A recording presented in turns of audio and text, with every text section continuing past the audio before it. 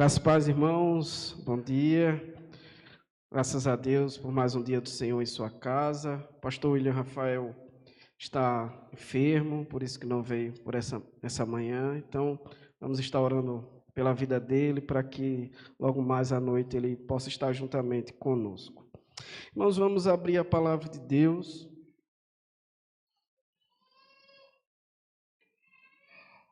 Na epístola de Paulo, primeira epístola de Paulo a Timóteo, capítulo número 3, verso de número 14 a 16. 1 Timóteo, capítulo de número 3, versículo de número 14 a 16.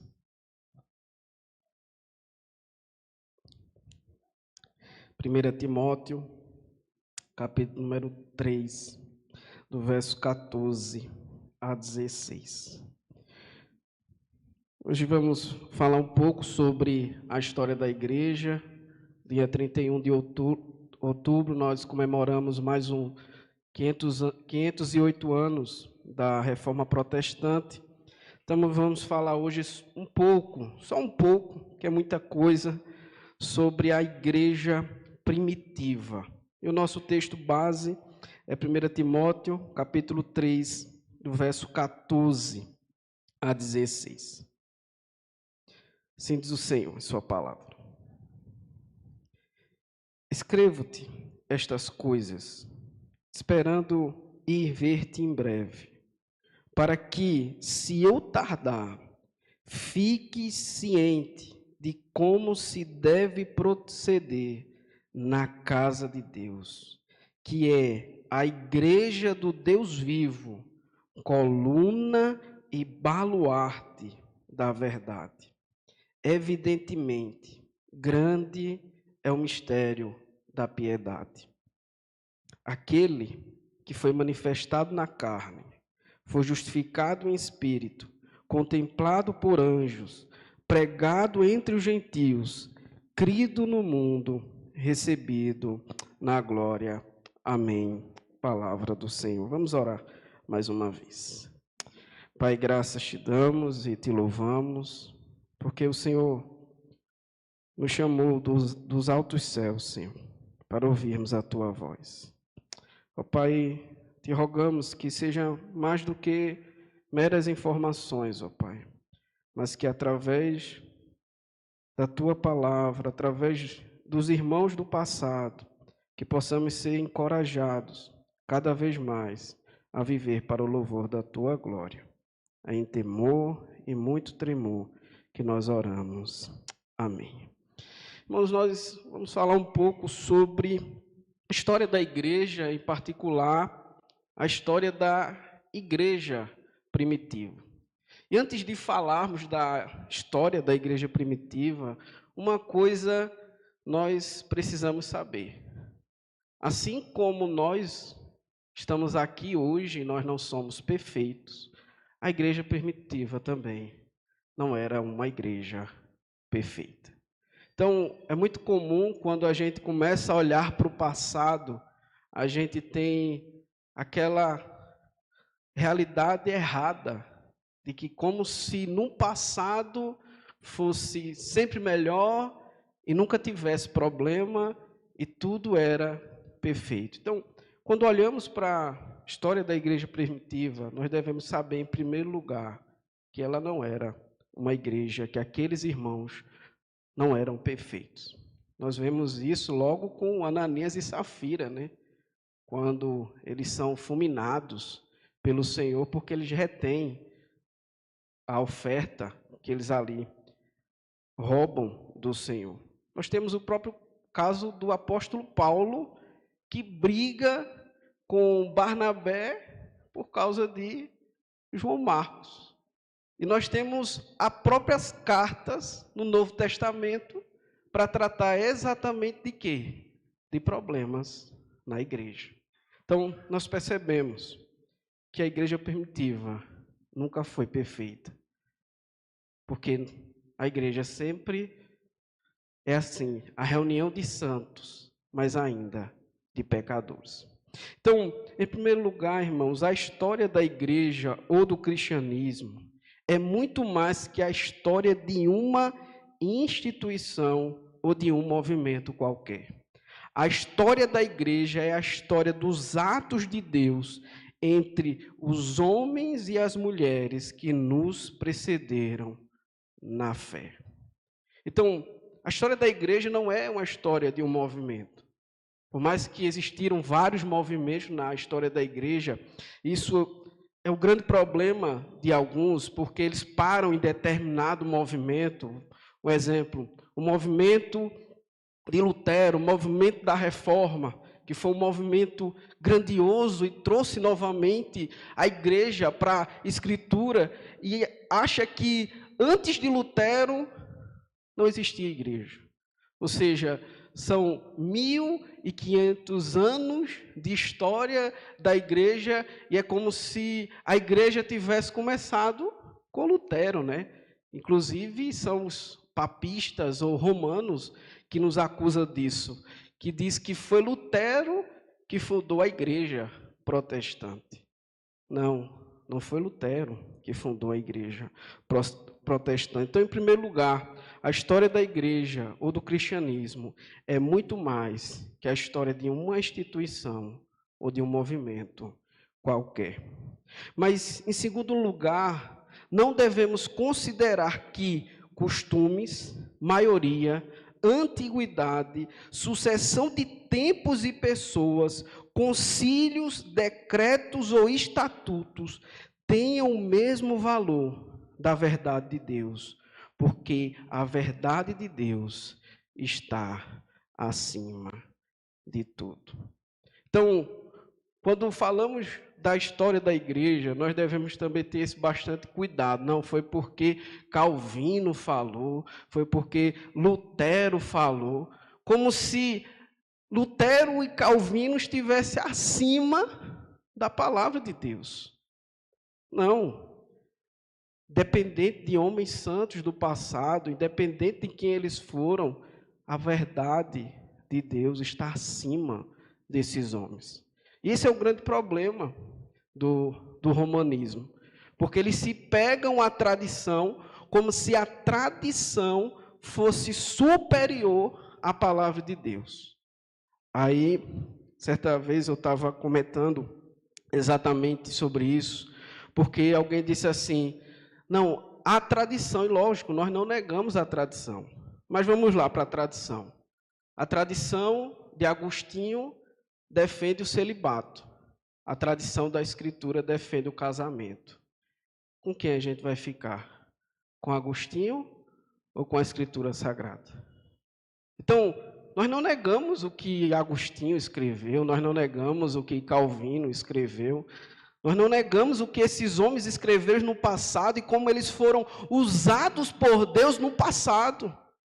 Porém, o crivo da igreja é a Escritura Sagrada. Então, se nós não fizermos isso, nós caímos no romanismo. Ou seja, a tradição diz, mesmo que seja contrário com a Escritura, nós vamos ficar com a tradição ou com a Escritura? Com a Escritura. Nós não negamos a tradição, desde que a tradição esteja de acordo com a palavra de Deus. E eu vou pular essa parte, Lucas, pode pular essa parte cronológica, e vamos falar um pouco sobre o período que nós vamos tratar hoje, que é o período que vai do ano 30 ao ano 100 depois de Cristo. Isso é muito importante, porque quando falamos de igreja primitiva, é os primeiros cristãos logo ali, no primeiro momento, quando a igreja, se podemos dizer assim, surgiu. Porque é muito comum, quando fala-se um exemplo de pais da igreja.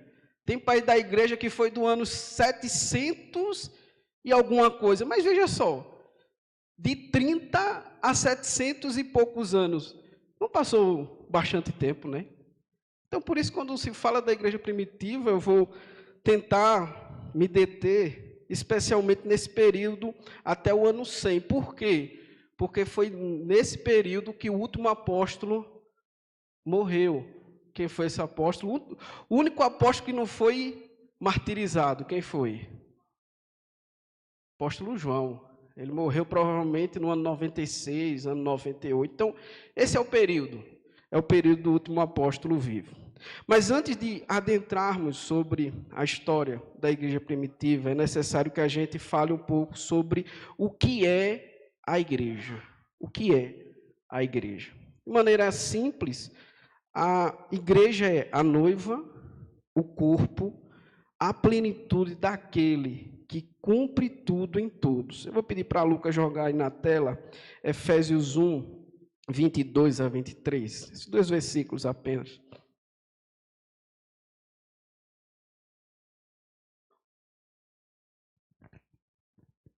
Efésios 1, versos 22 e 23.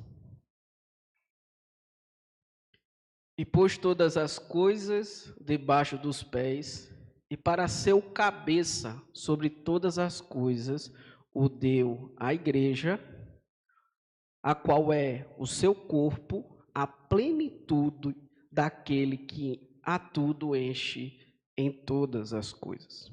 E é muito importante a gente definir na nossa época o que é igreja, principalmente por um movimento que não é novo, um movimento bastante antigo, já tinha, inclusive, quando a carta de Hebreus é escrita, que é o movimento dos chamados assim, desigrejados. E pasme, você sabia que hoje existe até ditos reformados desigrejados?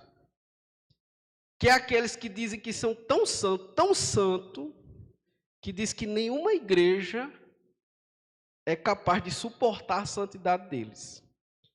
Então eles têm que ficar afastados da igreja, mas eles dizem que defendem o que Calvino defendia, o que John Knox defendia, o que Lutero defendia. Aí é um problema. Porque Calvino, Lutero, John Knox, acima de tudo, defendia a igreja do Senhor. Inclusive, muitos reformadores ou pré-reformadores foram mortos e sofreram perseguição exatamente por causa da igreja. Então, a igreja é o corpo a qual só tem um único cabeça. E quem é o cabeça da igreja? Cristo. Cristo é o cabeça da igreja. Então, dizer que Cristo é seu cabeça, mas viver longe do corpo é uma coisa meio Frankenstein, né? O corpo longe da cabeça. Isso não existe. É o corpo. É a noiva de Cristo. Então, felizmente, nós vivemos numa época que muitos desprezam a igreja do Senhor. Então, a reforma protestante é uma reforma da igreja. Então, se é uma reforma da igreja, não faz sentido eu ser um reformado desigrejado. Isso não existe. Então, quem foi que fundou a igreja? Será que foi Constantino, como muitos dizem? Será que foi Constantino que fundou a igreja cristã? Mateus 16, 18 vai dizer: sobre esta pedra edificarei a minha igreja, e as portas do inferno não prevalecerão contra ela. Sobre esta pedra, que é a declaração de Pedro, né? Tu és o Cristo, o Filho do Deus vivo. Então, a igreja é edificada na profissão de que Cristo é o Filho do Deus vivo. E a igreja é edificada sobre Cristo, o qual é aquele que fundou a igreja. Quem fundou a igreja não foi Pedro, quem fundou a igreja não foi Constantino, quem fundou a igreja foi Cristo. E ainda prometeu que as portas do inferno não prevalecerão contra ela.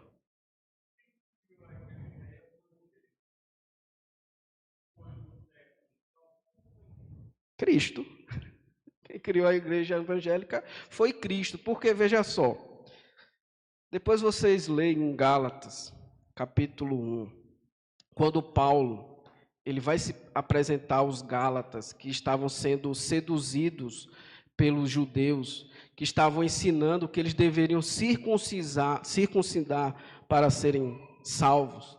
E aí o apóstolo Paulo ele vai dizer o seguinte: olha, ainda eu mesmo, ou um anjo, vindo do céu, vos pregue outro evangelho do que já tem sido pregado, seja anátema, seja amaldiçoado. Ou seja, por quê? Porque o evangelho não vem de Paulo, o evangelho não vem do Papa, o evangelho não vem de Pedro, o evangelho vem dos céus, vem de Cristo. E aí ele começa a narrar dizendo: olha, eu passei 3 anos, não conhecia Pedro, não conhecia nenhum dos apóstolos, até que eu fui para Jerusalém.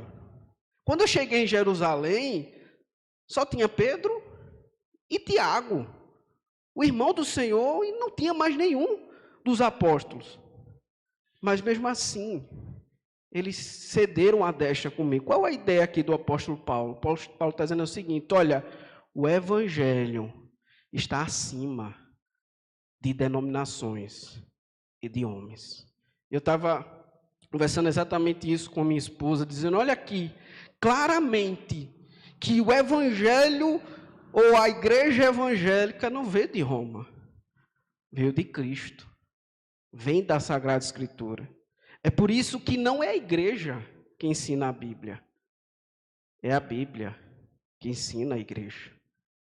Já os romanistas ensinam exatamente ao contrário, né?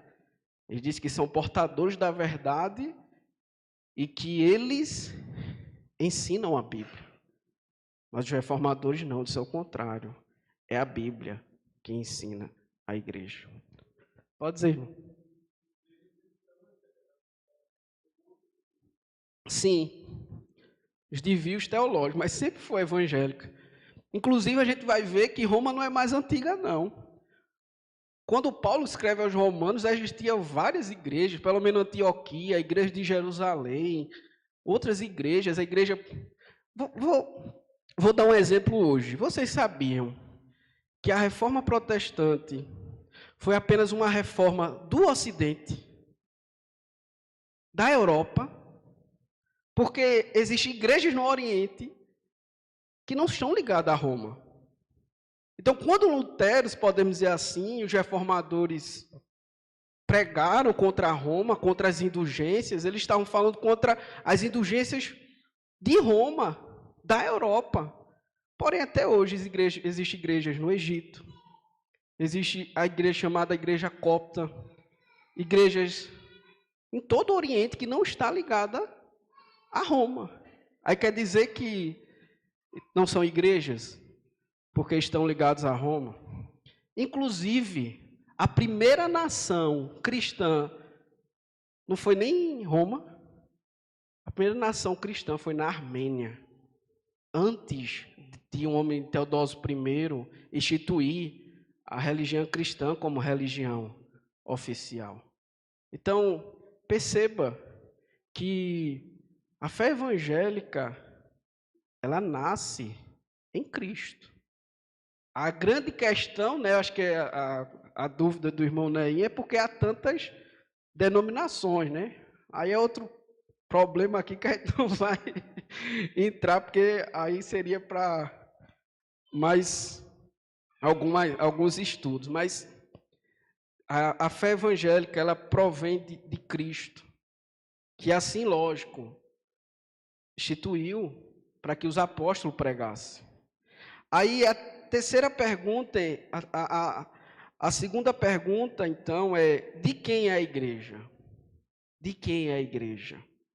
Atos 20, 28 vai dizer: a igreja de Deus, que ele resgatou com o seu próprio sangue. A igreja é de Deus. E como foi que ele comprou essa igreja? Com o seu próprio sangue. Então, a igreja não pertence ao Papa, a igreja não pertence a uma determinada denominação. É por isso que se toda seita, ela roga para si exclusivismo.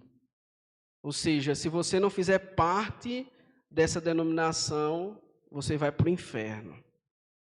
Toda seita roga para si exclusivismo.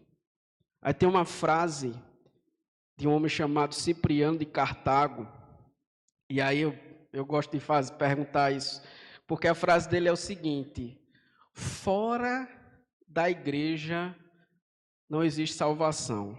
Vocês concordam com ele ou não? Com essa frase: fora da igreja não existe salvação.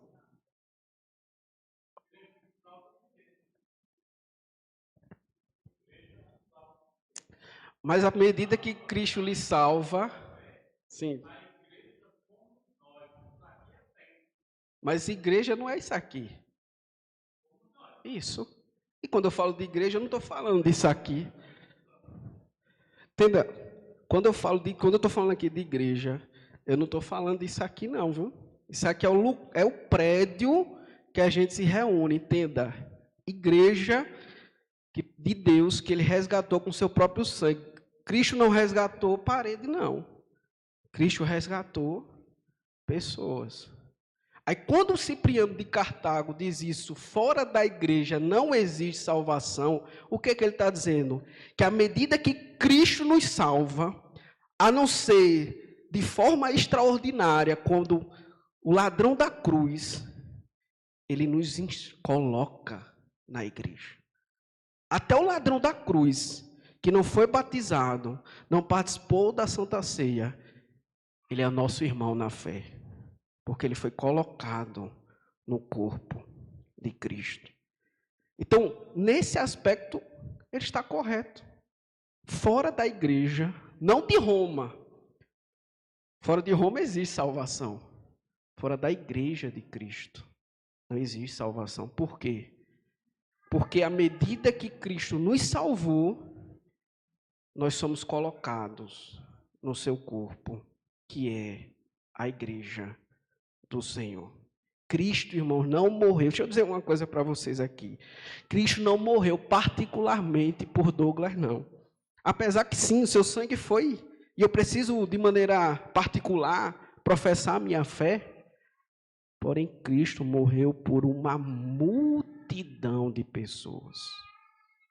É por isso que o apóstolo Paulo vai dizer: em Cristo Jesus, agora não há judeu, não há grego, não há homem, nem mulher, não há escravo e nem livre. Todos somos um em Cristo Jesus. Isto está a unidade da igreja. É porque somos um em Cristo Jesus. Mas se estivéssemos firmados em homens, não existia unidade. E perceba como essa unidade é perfeita. Porque aqui existe gente alta, existe gente baixa, existe branco, existe negro, existe pessoas de elevadas condições sociais, existe pessoas humildes, e todos somos um em Cristo Jesus. Qual repartição acontece isso? Qual outra instituição do mundo acontece isso? A gente percebe que na política não acontece. Em outro lugar não acontece. É somente na igreja do Senhor.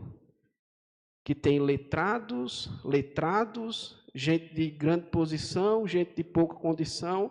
É por isso que se chegar aqui o presidente da República, um governador, ele vai sentar aí, como qualquer um de nós, porque a igreja não é dele, a igreja é de Cristo. Porém, vamos falar aqui sobre o início da igreja, e aqui o início referente a Atos, né?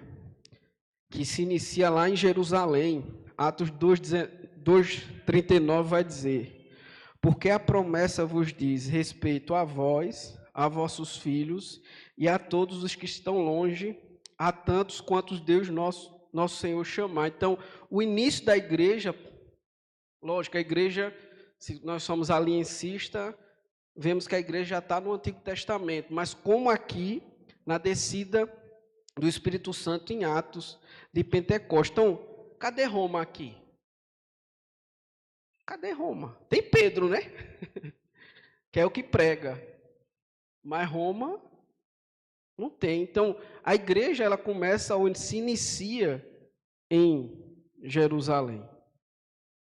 Quando o Espírito Santo desce ali em 120, aproximadamente 120 cristãos, homens e mulheres, nós vamos ali ver o início da igreja cristã, que não começa na Europa, começa no Oriente. Começa no Oriente, em Jerusalém. A pergunta agora é: Pedro pregou, quase 3.000 pessoas se converteram. Onde era que esse povo todo se reunia, hein? Onde é que esse povo todo se reunia?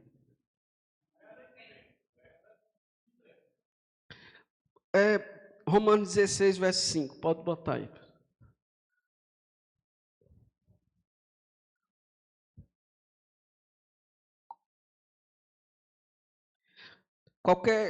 Qualquer dúvida pode perguntar ou também colaborar, pode falar, viu? Pode ficar tranquilo.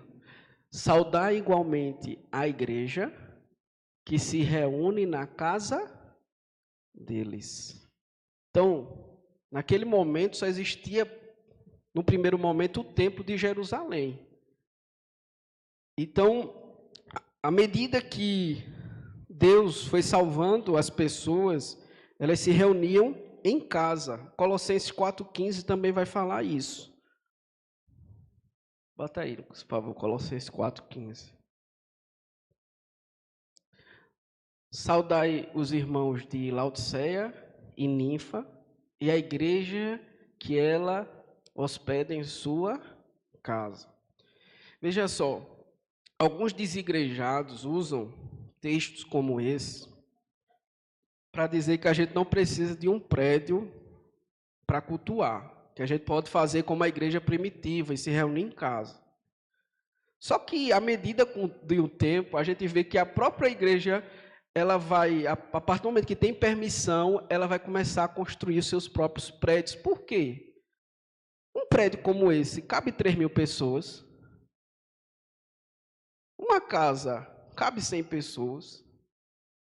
Então, é lógico, à medida que as pessoas vão sendo alcançadas pelo Senhor, é uma necessidade de um prédio o quê? Maior. E outro ponto, aqueles irmãos também se reuniam em casa porque eles não podiam se reunir no templo. Devemos entender que naquele momento, apesar que eles não deixam de ir no templo, principalmente para anunciar a fé deles, mas em primeiro lugar, eles eram pessoas de poucas condições financeiras. Como é que você vai fazer um prédio grande sem ter condição financeira? E segundo, a perseguição. Aí, quando acaba a perseguição, aí vai se construir vários prédios. Então, em primeiro lugar, eles se reuniam em casa, mas também em catacumbas. O que é isso? Esse nome tão difícil, catacumbas. Diz assim: durante as perseguições romanas, muitos cristãos se reuniam em catacumbas, túneis subterrâneos em Roma e outras cidades. Grutas e cemitérios, considerados seguros e silenciosos. Esses lugares serviam tanto para culto quanto para enterrar os mártires. Ou seja, era tanto para culto como para enterrar os irmãos na fé. Tertuliano, ele vai dizer algo sobre isso. Ele diz o seguinte: dizem que nos escondemos, sim, é verdade.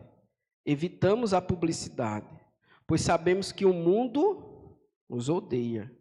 Mas o que há de criminoso em se reunir pacificamente, como se fosse um corpo unido pela fé?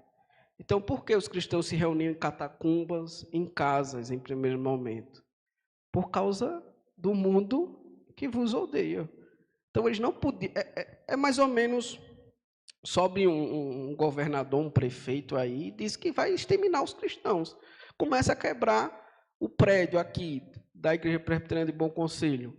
a gente vai ter que ir para lugares escondidos, vamos para matas, vamos para lugares para se reunir, porque se a gente vier para cá, o que a gente vai acontecer? Vamos ser mortos. Além disso, tinham as casas adaptadas, que era um salão principal para o culto, um espaço para o batismo, que era a piscina ou fonte, um aposento para a ceia em comum, e aqui tem o exemplo mais antigo preservado, é a igreja de Dura, na Síria, datada de cerca de 230 depois de Cristo. Então, as próprias casas começam a ser também adaptadas, que é o que acontece hoje. Os prédios, né, são adaptados para culto ao Senhor. Isso.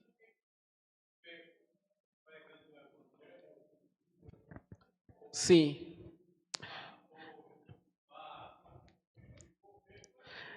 Na China, ele só permite a igreja que seja estatal. É mais ou menos, você só pode pregar o que ele quiser, vamos supor assim, como é o nome dele? É um nome bem difícil, né? Xin alguma coisa. E, então, à medida que você... Aí, tipo, não tem como ser uma igreja estatal, porque você está debaixo de um governo, e um governo que não é cristão, é um governo tirano, comunista, e aí o que acontece? É necessário que chamamos de igrejas undergrounds, ou seja, igrejas ocultas, escondidas. Então, recentemente saiu até acho que uma matéria na Record, parece, com Cabrini, se eu não estiver enganado, mostrando a perseguição, né, dos cristãos na China. E também, qual é o lugar que já mataram mais de 7 mil cristãos? Foi Nigéria, né? Nigéria? É Nigéria. Ali é os muçulmanos que estão exterminando mesmo, né, os cristãos. Então, e eu vou dizer uma coisa a vocês. O caminho da civilização moderna não é o ateísmo, não. É o islamismo. Na Europa, o islamismo vai crescer, e quando crescer, pode ter certeza que eles vão perseguir e matar os cristãos. O islamismo. Agora, qual dia a igreja se reunia? Qual era o dia que a igreja se reunia? Temos o texto de Atos, né, 20, verso 7, 1 Coríntios 16, 12, que fala que e no primeiro dia da semana, ajuntando-se os discípulos para partir o pão. No primeiro dia da semana, cada um de vós ponha da parte o que puder ajuntar. Então, o primeiro ponto aqui, nós nos reunimos no domingo porque é bíblico. Não é costume, não. Certa vez, se qualquer adventista, escute só, se qualquer adventista dizer para você que você deve guardar e cultuar no sábado, peça a ele o seguinte, que eu pedi a um adventista até hoje, estou esperando. Um texto na Bíblia, não na história da igreja, porque se estiver na história da igreja ele já perde, mas na Bíblia. Os cristãos se reunindo no sábado após a ressurreição de Cristo. Só um texto, após a ressurreição de Cristo, um texto dos cristãos guardando o sábado. Estou esperando até agora esse texto. Você também provavelmente vai ficar esperando. Ele vai lá para o Antigo Testamento, vai mostrar, olha, Jesus guardou o sábado, certo? Mas após a ressurreição de Cristo, a igreja, não os judeus, porque eles vão pegar os judeus que se reuniam no sábado. A igreja cristã se reunindo no sábado. Não existe. Não tem. Inclusive, tem um documento que é mais antigo do que o Evangelho de João e o Apocalipse, que se chama Didaquê, que é significado original, instrução ou doutrina, que foi escrito provavelmente do ano 50 a 80. Mostra os cristãos não se reunindo no sábado, mas no domingo. Mas tiver algum adventista que na Bíblia dele tem os cristãos se reunindo no sábado, após a ressurreição de Cristo, pode jogar esse texto que até hoje eu não encontrei. Tinha um homem aqui. Isso. Agora, depois da ressurreição de Cristo, né? Talvez eles possam pegar o texto que fala das mulheres guardando o sábado, quando Jesus morreu, né? Mas após a ressurreição, a gente vai ver no Evangelho de João, qual os dias que Jesus aparece para os apóstolos? Em João, no primeiro dia da semana. E aí eles dizem que foi Constantino, que inclusive a gente tem a marca da besta, viu? Segundo Ellen White. Nós temos a marca da besta porque guardamos o domingo. E uma das marcas da besta para Ellen White é guardar o domingo. Graças a Deus que não. Justino Mártir, o romano, ele diz o seguinte na sua apologia: no dia chamado domingo, Constantino estava vivo aqui? Não, Constantino vai lá para os anos 300, muito antes de Constantino. Aqui a perseguição era severa. Você era morto pelo simples fato de professar que é cristão. Justino Mártir, inclusive, escreve a sua apologia para exatamente defender os cristãos. E ele vai dizer, no dia chamado domingo, reúne-se todos os que moram nas cidades ou nos campos em um mesmo lugar. Lê-se as memórias dos apóstolos ou os escritos dos profetas, enquanto o tempo permite. Então, a gente não sabe quanto tempo era culto aqui, mas dentro da perseguição, acho que eles aproveitavam a oportunidade para, talvez, passar o dia adorando ao Senhor. Além disso, irmãos, como era então que a igreja cultuava? Como é que a igreja cultuava?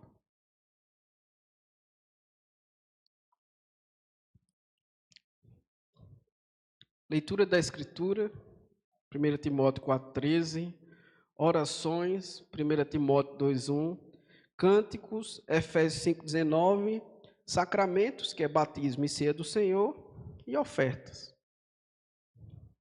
Então, era bastante simples.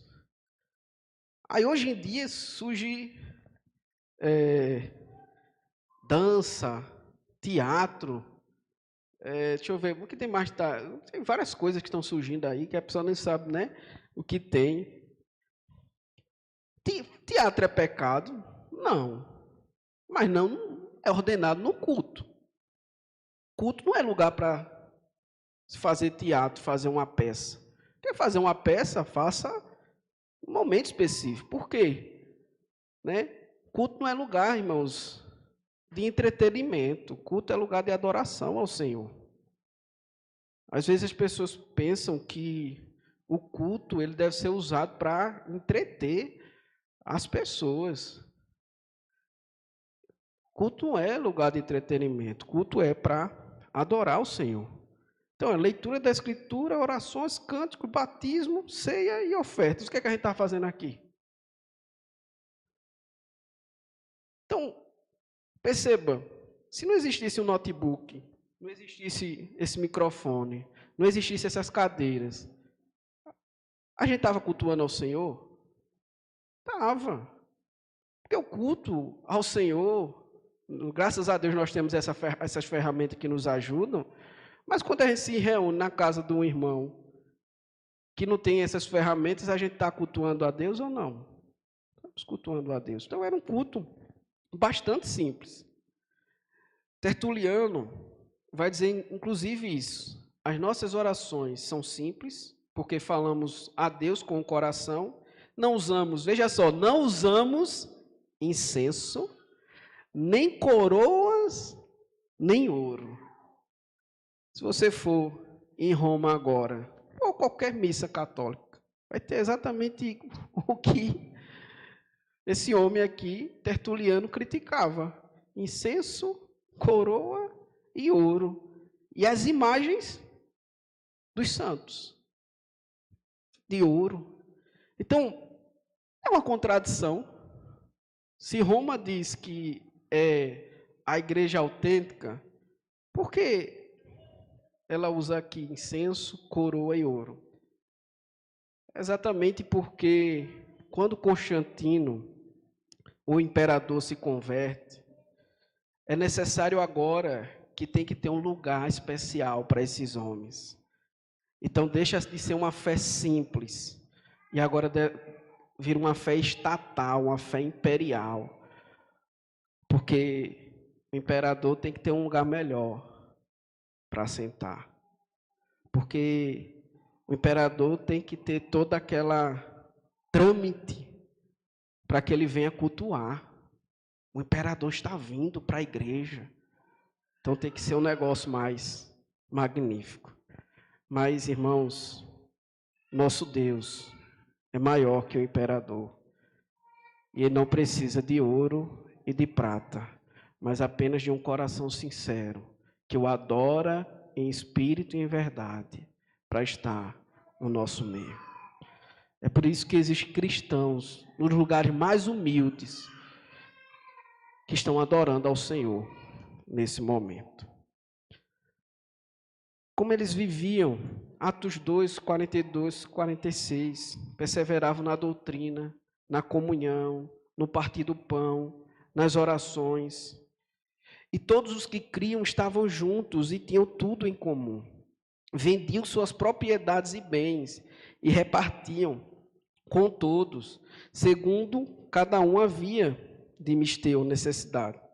E perseveravam unânimes todos os dias no templo. E agora, você não tinha templo? Aqui era o templo de Jerusalém, né? Que vai ser destruído no ano 70, se não estiver enganado.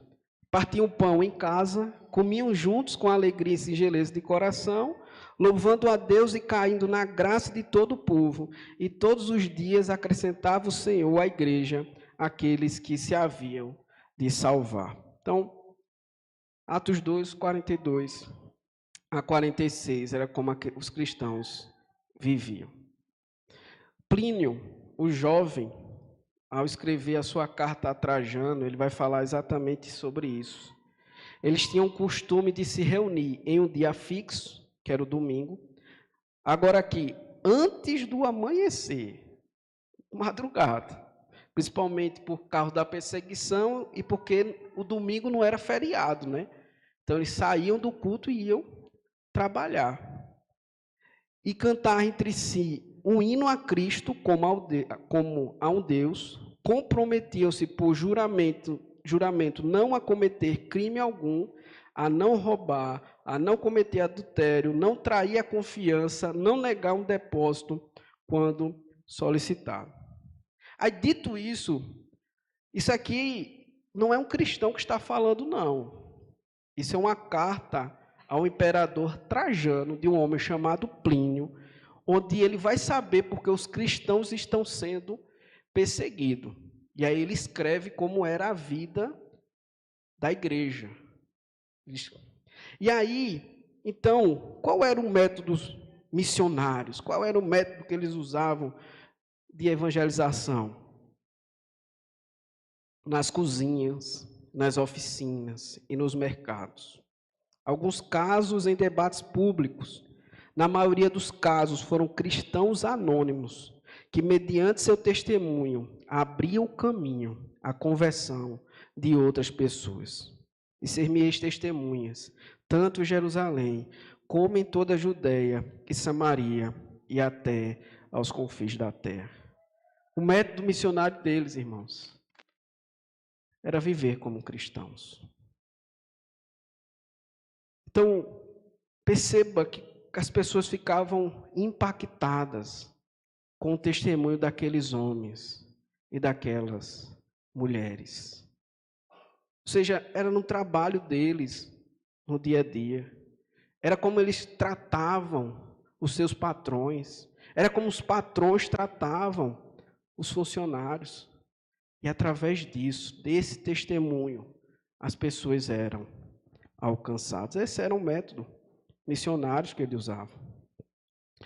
Mas, irmãos, vamos mais um pouco, já está a hora avança. Por isso que eu digo, isso é só um pouco, porque se fosse falar, ia ter muita coisa ainda para falar sobre a igreja primitiva. Mas durante a igreja primitiva era a era dos mártires. E aí tem uma frase de um homem chamado Inácio de Antioquia, que ele diz o seguinte: estou começando a ser discípulo. O fogo e a cruz, multidões de feras, ossos quebrados, tudo eu hei de aceitar, contanto que eu alcance a Jesus Cristo. Veja como era. Eu estou começando a ser discípulo. Inácio de Antioquia, dentro dessa carta, é interessante, porque a igreja estava escrevendo, disse assim: Inácio, não vai morrer não, não vai sofrer não. Ele disse: não, eu quero, porque eu sou trigo de Deus, ele vai dizer, e eu vou ser moído na boca dos leões para ser um sacrifício aceitável, um trigo puro a Deus.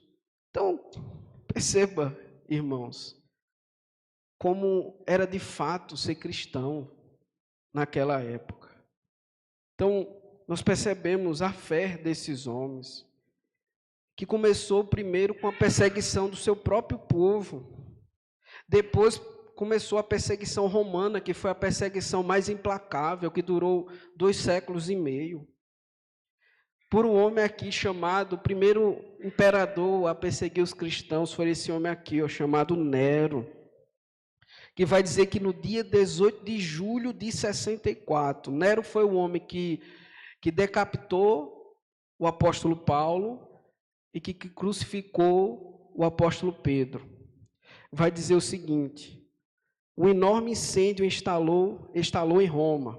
Aí Tácito, que era um historiador da época, diz o seguinte: Nero fez aparecer como culpado os cristãos.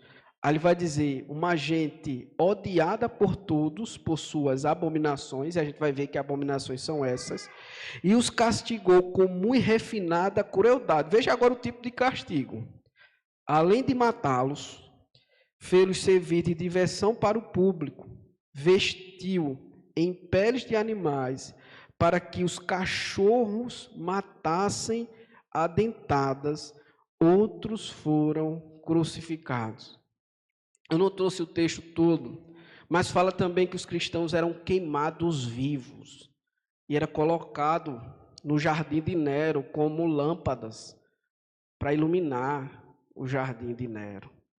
Então, perceba a tamanha crueldade desse homem. Mas outro imperador, Domiciano, que assumiu após Nero, que foi nesse período que João foi deportado à ilha de Patmos, que ele, próprio João em Apocalipse 1:9 vai dizer: achei-me na ilha chamada Patmos por causa da palavra de Deus e do testemunho de Jesus. Em Roma, o imperador executou seu parente Clemente e a sua esposa Domitila. Foram acusados de ateísmo. A morte deles foram acusados de ateísmo. Por que eles eram acusados de ateísmo? Porque existiam vários deuses.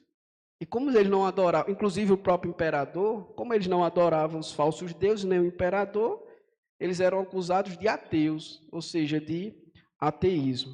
Aí aqui tem algumas acusações, que é incesto em orgia, a festa ágape, onde só os cristãos batizados podiam participar, e o fato de cristãos casados que se chamavam de irmãs e irmãos, canibais, já que os cristãos falavam de comer a carne de Cristo.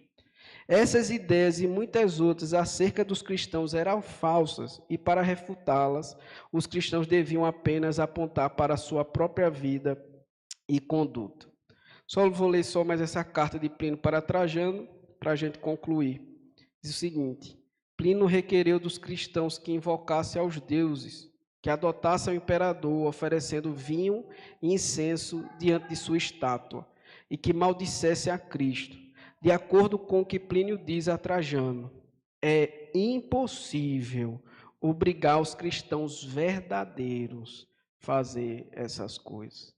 Então, de fato, queria saber como era o cristão verdadeiro, é que quando eles eram obrigados, era impossível eles negar negarem a fé deles. Lógico que muitos aqui negaram a sua fé, mas não eram cristãos verdadeiros. Para concluir, irmãos, pedir para Lucas botar a morte dos apóstolos. Pedro crucificado de cabeça para baixo, André crucificado em uma cruz em forma de X, Tiago, irmão de João, decapitado, João de velhice, Filipe apedrejado, Natanael decapitado, Mateus trapassado por espadas enquanto pregava, Tomé trapassado por uma lança, Tiago, filho de Alfeu, apedrejado, Tadeu com golpes de porrete, Simão Zelote cerrado ao meio, Matias apedrejado, botei o 13º aqui, que é o apóstolo fora de tempo, o apóstolo Paulo decapitado. Então, assim foi a morte dos apóstolos. Só João, não que não sofreu, mas morreu de velhice.